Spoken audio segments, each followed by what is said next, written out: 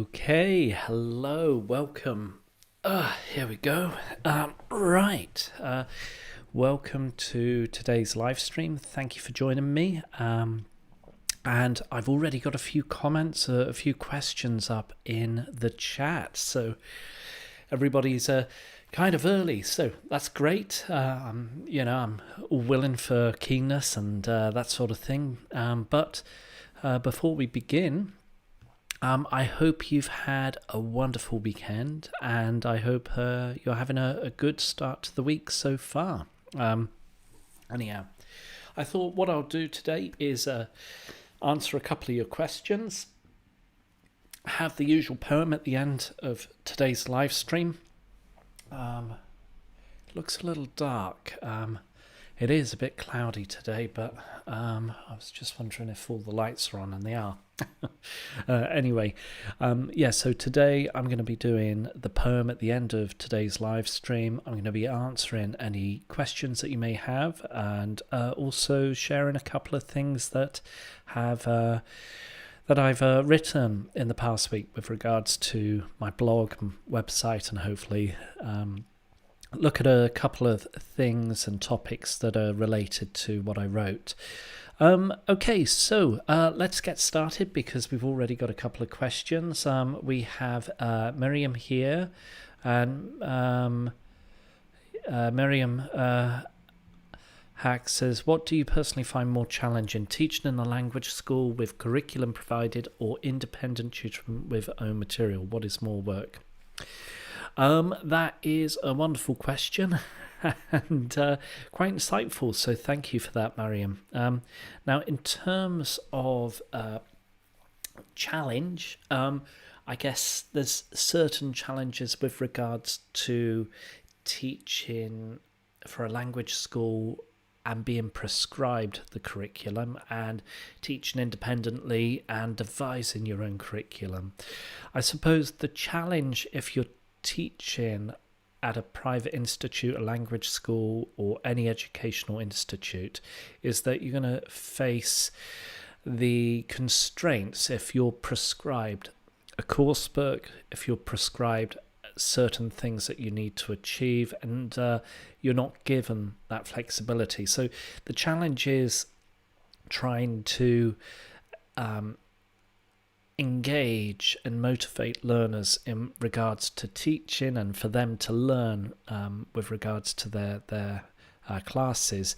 And if you're going to be looking at teaching and following a syllabus and following a prescribed curriculum with very limited flexibility, you won't have that sort of engagement with the learners. You have to tell them, okay, this is what we're going to be doing and this is what we're going to study. And if there is that limited flexibility, students may find it a bit more, they'll disengage, they find it a bit more boring and that sort of thing. So in terms, flies, fruit flies, that is. In terms of the curriculum and engagement, that's the disadvantage and more challenging to motivate students. Now, if you have your own work and your own adaptability, autonomy, and when it comes down to teaching, and you have that flexibility with the syllabus, then you're going to find that you're going to be constrained by what the student needs. And you're going to be constrained to what things may be more beneficial for the students. So, yes, it's more work and more enjoyable for you to create the material and develop and to deliver it to individual private students than it is to, say, teach where you're given the material and you have to follow it religiously. So it's kind of there's no right way, I suppose. If you're a new teacher, then it's refreshing to be told this is a curriculum you need to follow, this is the syllabus, this is a course book, and this is what you need to do in the classes. Then you have, with that limited experience, you have a sort of a sort of appreciation saying, well, actually, I don't know best because I'm a new teacher, and this is possibly the best way to follow it. So it kind of is, pros and cons to both approaches to teaching, whether you're constrained and that sort of thing. But in terms of work and preparation, it's more work to prepare your own material, but it's more rewarding.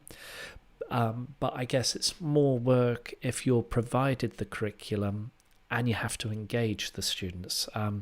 So I suppose it depends on which way you would want to focus on, I suppose. Anyway, I hope that answers your question. But really interesting questions from Miriam, so thank you ever so much. Keep them coming in. I'll be happy to answer any more. Another question, when should we introduce the perfect tenses to beginners, if at all? Well, actually, at the beginning of any class, I believe a couple of years ago, or a number of years ago, I was having this discussion about when should we teach the present perfect, for example. And I'm of the belief that it should be taught almost immediately, because the first question that beginners need to learn and answer is, what's your name? How old are you? Why do you study English? And all these are present forms. And when it comes down to how long have you studied English, this is when you need the present perfect. So it's almost immediate that students need to be aware of the present perfect. How long have you studied English? I have studied English for X years, or X months, or X weeks.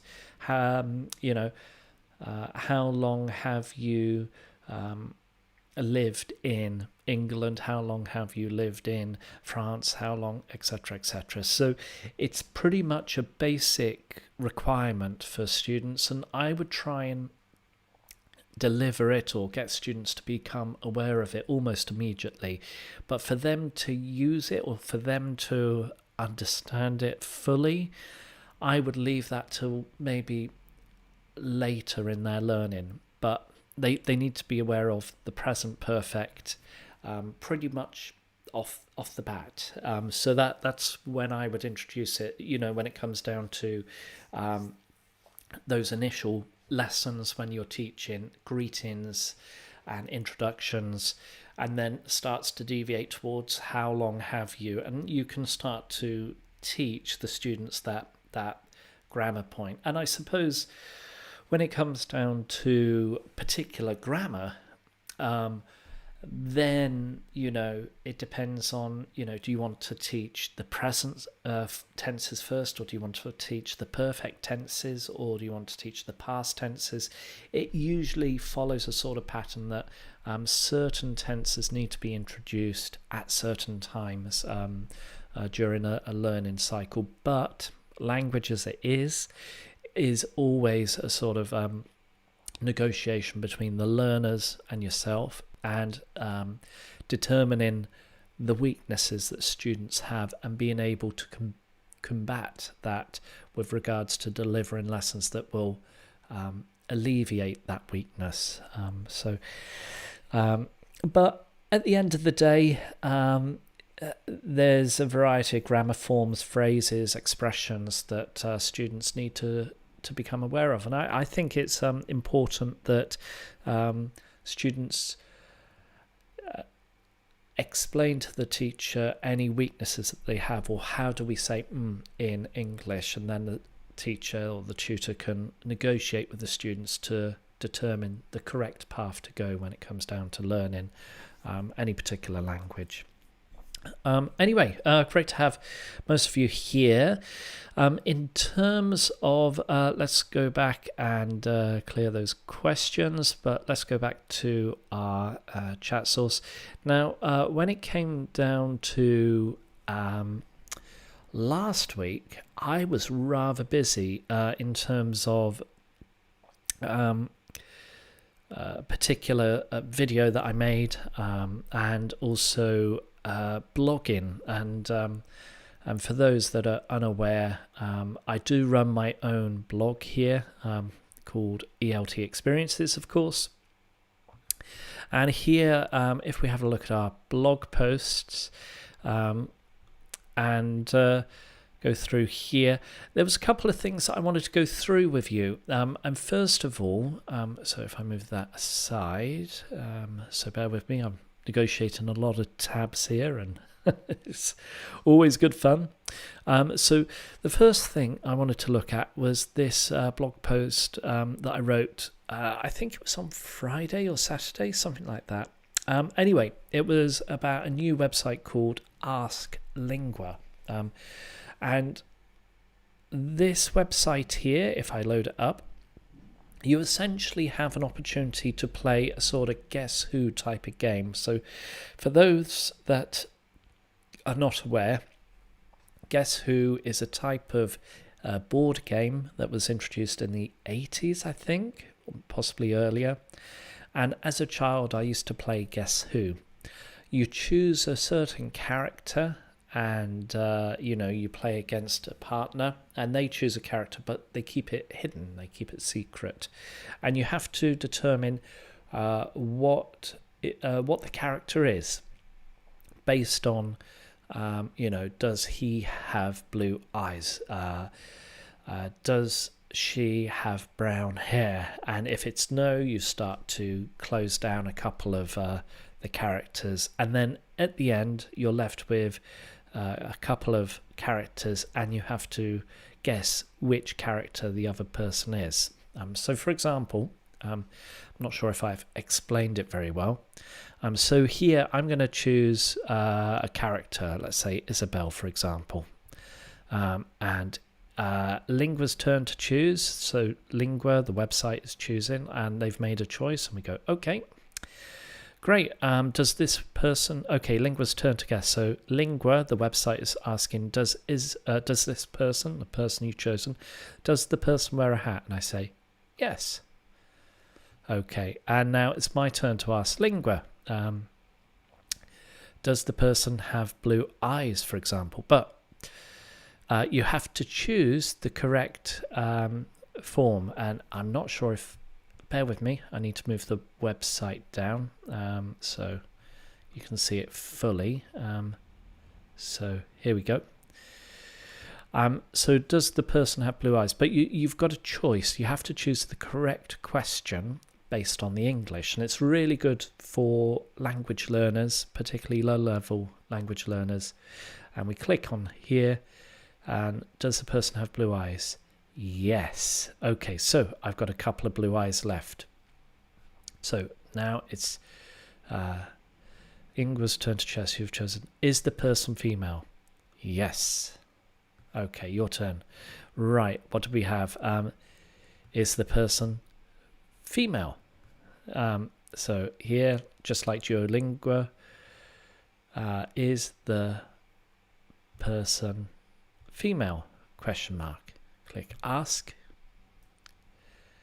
No. Okay, so I've got 4 characters remaining. Let's click continue. Does this person have a small mouth? Yeah, I suppose so. Let's say yes. Okay. Now, let's see. Glasses.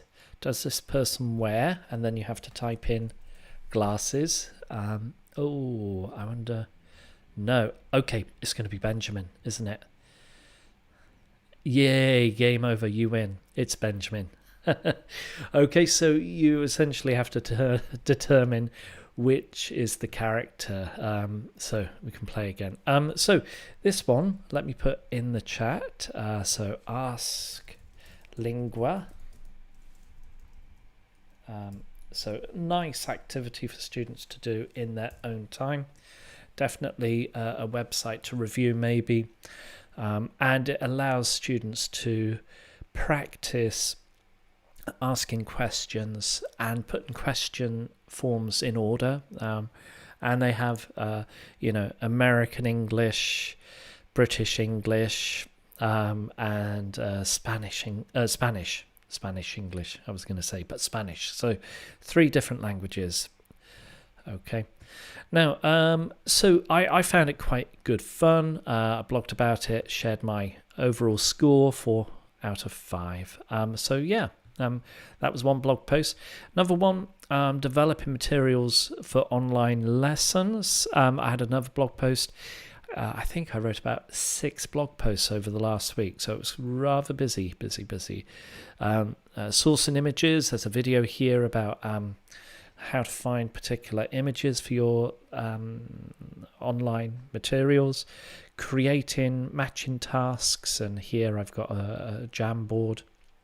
Now, for those that are unsure, Jamboard, so if we go here, for example, Jamboard is a really nice lesson. So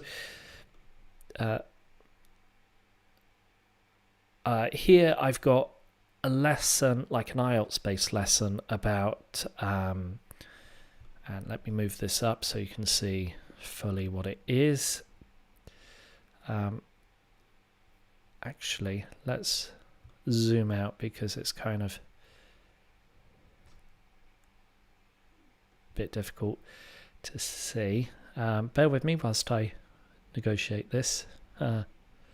Getting there. Almost. Right, so essentially Jamboard is a really nice lesson or resource to use for your teaching. If I go to the top a little bit, you can see here different tabs, and you can go through, you can create your own material and go through, you can jump ahead and that sort of thing. So I found it quite a useful exercise, and you can see here, let's see, food in England, for example.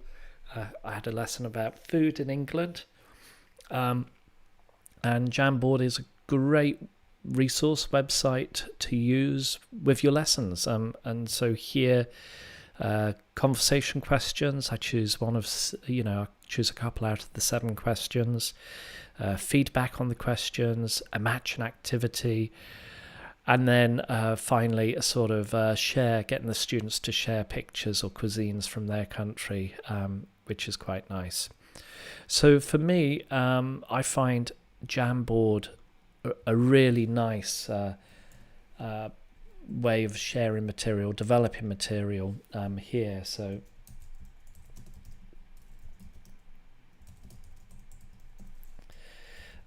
obviously the difficulty here is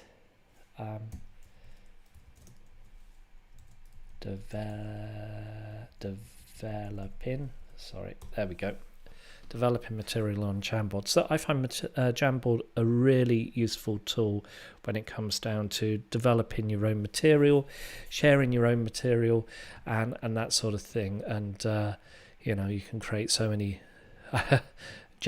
recent jams, they say. And I've used them for different topics: food, movies, IELTS-based activities, IELTS discussion, phonemic chart, that sort of thing. So this is a great source to share with students, and students can come in as well, and they can come in and they can move the objects around, so say if I go back to the food in England activity and we go forward a little bit.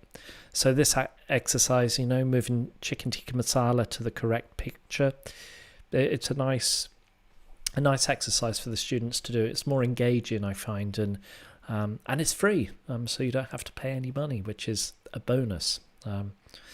Right. In terms of the other blog posts, let's have a look to see what else we had. Feedback. So one thing that I've noticed recently is the lack of feedback that teachers tend to provide for their students. Bear with me.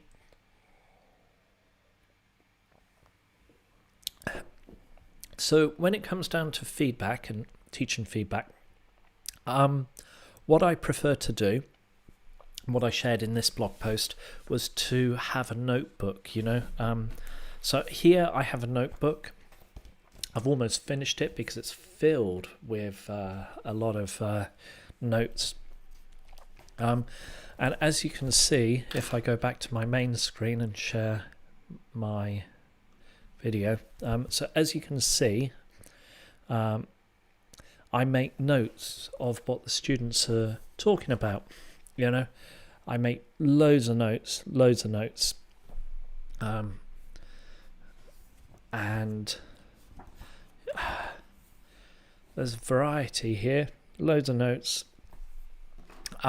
So when the student's talking, I just make notes, and then highlight and circle anything that needs to be reviewed, and then I review it with the students and correct them. And one thing that I've noticed recently is that students, especially during an online environment and online teaching, it's one-to-one, teachers don't tend to, from my experience, particularly when teachers are teaching privately via Preply or various other online tools, they're not actually writing down any feedback or writing down language which is good, language which is bad, and the students find it frustrating that the teacher is talking, giving them questions, the student is speaking, but there's nothing coming back from the teacher about their speaking. And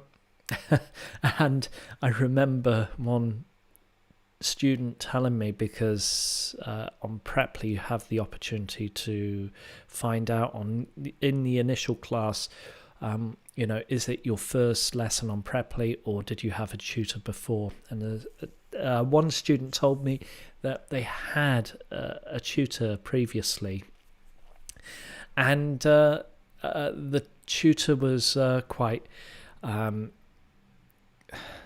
passive.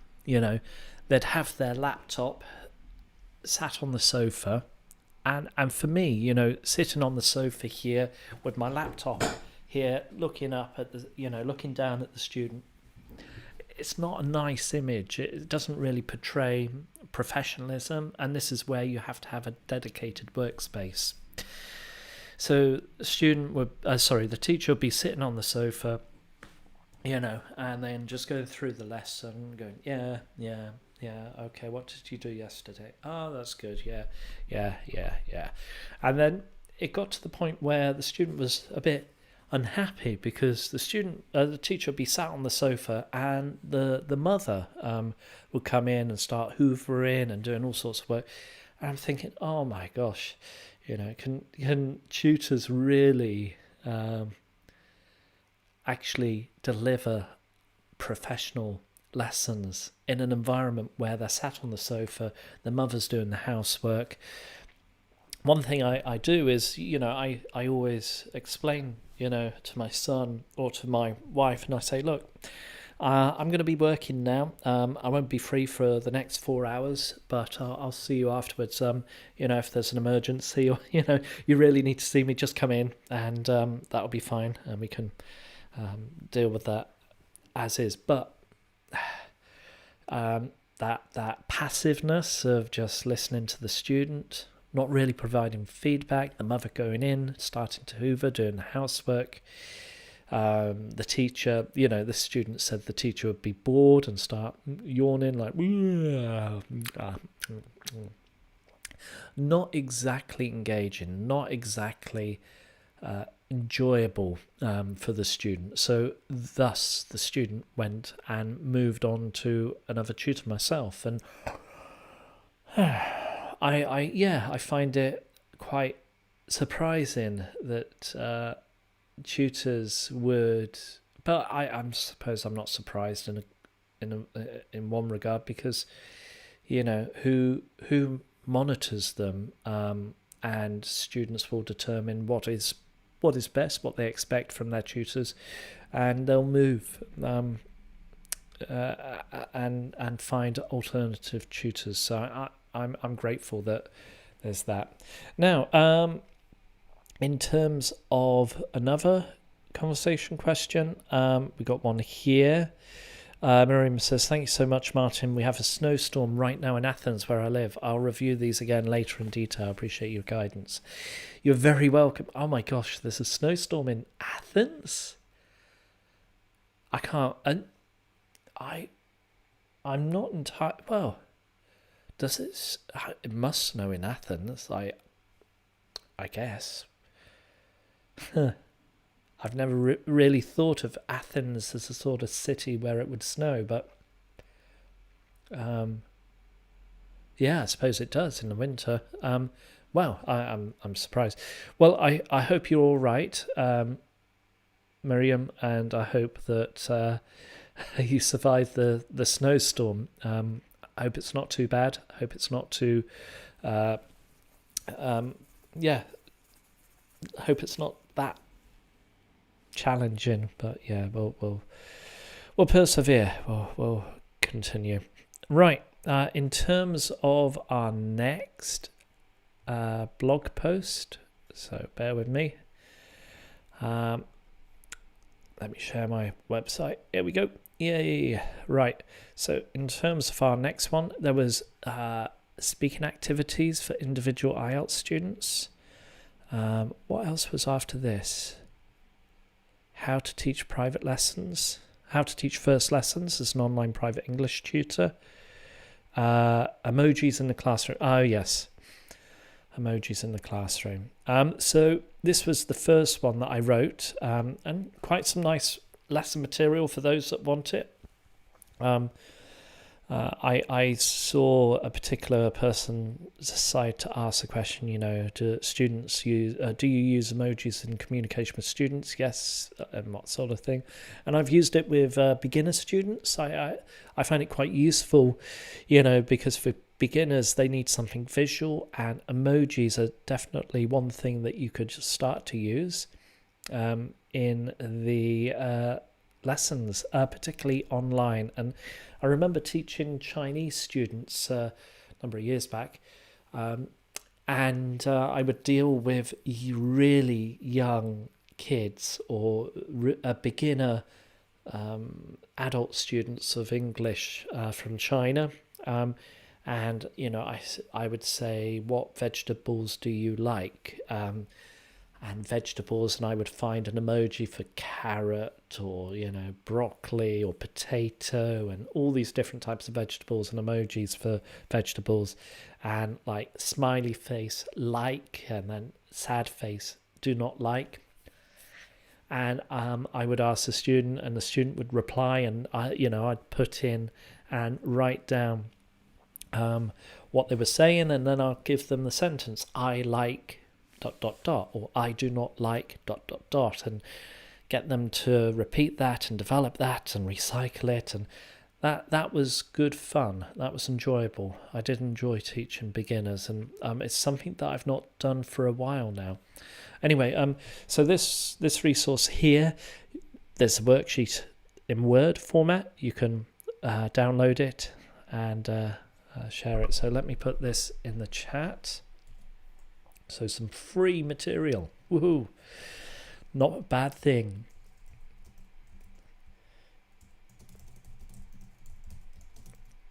There we go. So using emojis in the classroom, and that's in the chat. So feel free to review that and access it. The next one, how to teach first lessons. Quite a few comments actually. That one came up. So prior preparation. Structure of the first lesson, spoken feedback, closing the sale, I guess, and then some demonstration videos as well. So this was a nice lesson, sort of blog post rather, not lesson. And we had 5 comments, one from Anna, Nikashia, and Des. So... quite a few comments. This was quite a popular one. In terms of next one, speaking activities in the online classroom, and that was quite enjoyable. Quite a few teachers enjoyed reading this one, and then I've got a variety of different activities for students to and teachers to use. So let me share this link in the chat.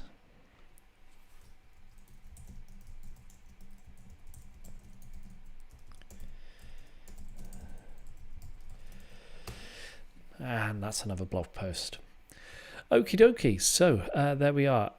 Right, let's see who else is here. We've got a few other people here, which is great. Any questions, any more questions, please let me know in the comments. I'll be happy to answer any questions that you may have.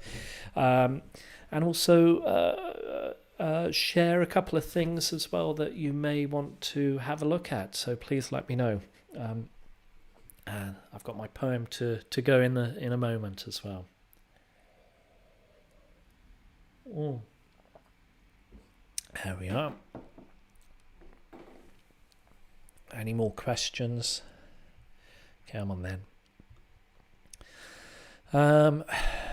We've already looked at Miriam's questions, so I'm quite happy with that. Not so many people here today, which is a shame. It's always nice to have quite a few people, so I appreciate everyone coming on and taking their time to watch. But yeah, not so many people here today. Let me have a look, see if there's anything in the news. Oh, there was one thing. There's a nice website which I've started using and referring to quite a lot. Let me share this website here. So this is the BBC one, as you probably can see, BBC. And there's great articles here about Lost in Translation, called Lost in Translation, but they've also got things related to culture and that sort of thing. They've got other articles. But if you go to culture, for example, the Spanish town lost in France, or, you know, the one question all Koreans ask. And I find this actually quite enjoyable to read. There's certain things that I enjoy, and culture is definitely one thing that I am interested in as well. So in terms of this, the BBC travel guide or Lost in Translation, it's really quite enjoyable to read. You got food, always a good thing. And one thing that my tutor used to say 20 years ago when I was studying cross-cultural communication was, if you want to learn a country's culture, you need to eat their food. Kind of makes sense because each country has their own unique food. And so I always, and I kind of took that on board when I moved to Korea, and I just dived into the culture of food and just ate as much as I could, and that was it. And I really enjoyed the food culture, the eating culture in Korea. Anyway, so there's things about food, there's something about discovery, discovering, and I really miss traveling. If I could travel, I would travel tomorrow if possible. I'll go to, Europe or Korea. I've not been to Korea for 2 years. It would be nice to go to Korea. Something about what have we got here? Adventure. So sort of things that have been built, destinations. We've got Africa, we've got Asia. Let's load some more up from Asia. Load more.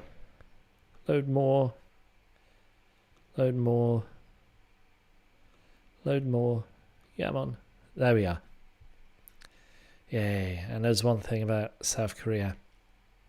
So really enjoyable. And you can see here a couple of things related to Korea. And yeah, really motivates me to go traveling again, and I can't wait. I really can't wait. So that there's this website here called Lost in Translation, or from the BBC or something like that, which I thoroughly enjoyed reading. Let me share in the link.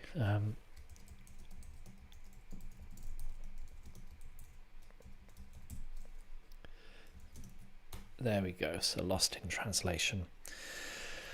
Okay, right.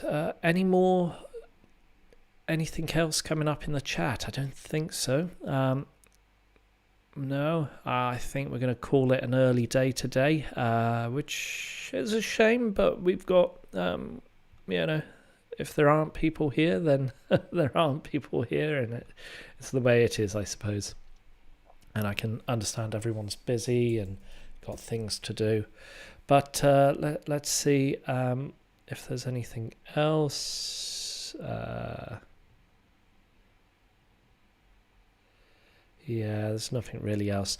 Well, let's move on to our poem today. So our poem today, I've got two books that I'm going to be looking at. There's this one, Bill Bryson, Shakespeare. So quite a nice book. I like Bill Bryson, really good author. Definitely one that I would recommend others to read. So Bill Bryson. And this book here talks about, well, of course, Shakespeare, and about his life, his life, his death, his impact with the British and the literature and the British psyche, I suppose. So a really enjoyable book. Really goes into the depths of Shakespeare and his life in the 1500s and that sort of thing. So really enjoyable book. For me, I'm currently in the middle of Lord of the Rings. I've kind of dived straight into that, and I'm enjoying the book quite a lot, and I'm quite surprised at how different it is to the movies. The movie by Peter Jackson was fantastic. It tried very, very hard to keep it as close as authentic to the book as possible, but obviously there's certain things which weren't kept for creative perception, or certain things wouldn't really look very nice on screen, I guess. But anyway, the book is absolutely brilliant. I'm glad I've dived into that. Okay, right. What do we have here? Okay, we've got something about responsibilities, and I suppose this is quite a nice thing to look at, especially when we come to teaching. We all have a responsibility to play in the classroom. And so, we have this one by Yeats, Responsibilities, and I'm looking at September 1913. But before I read it, are there any final questions? Because today's a slightly quiet day. It'll be quite nice to answer any further questions that you may have.